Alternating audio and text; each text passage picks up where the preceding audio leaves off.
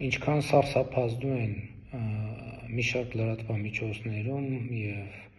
սոցիալական ցանցերում վերնագրերը, ահազանգերը, գնահատականները, այնքան ավելի անկիրք են անցնում մեր հարցոպատասխանները լրագրողների հետ։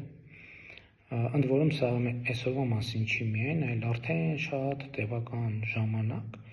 ինչ նշանակում է, որ սոցիալական ցանցերում և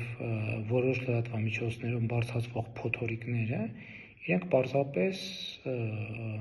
արհեստածին են, fake են և այդ